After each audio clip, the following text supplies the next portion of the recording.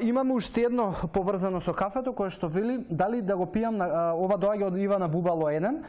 Вели дали кафето да го пијам на гладно или после појадокот. Ивана, се зависи од тоа е индивидуално. Иако има, нели, слушаме константно рамки никако кафе на гладно или е добро на гладно, но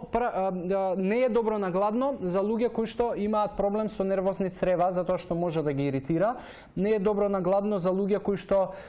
се со покачена телесна тежина, зборуваме за над 10 кг, затоа што покачената телесна тежина и вишокот на висцерални масти кои што ги имаме во утробата често знаат да прават константен притисок врз органите и при тоа многу мала провокација може да придонесе да избие киселина од желудникот и да прави печење и практично луѓето да кажат имам киселина од кафе. И многу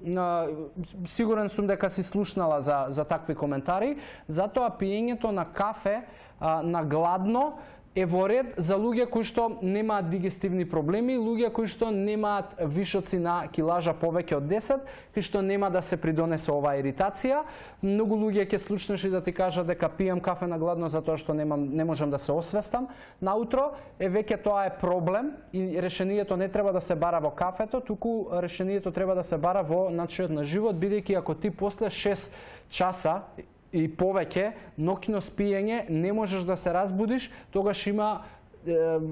голем проблем во телото и тоа е сериозно хроничен проблем број 1 на човештвото и аларм од телото дека нешто треба да се менува во животниот стил. Така да ти избери си дали ќе го пиеш на гладно или после појадок и ти ги кажав кои се фактите. Има и некои научни студии кои што говорат за кортизолот дека може да го препровоцира, али тоа се уште во рана фаза и не се научни студии на кои што може да се потпреме и да кажеме дека да, го провоцираат кортизолот дополнително, така да доколку не се работи за нервозни црева,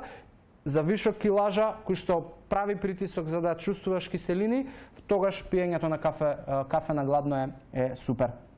опција.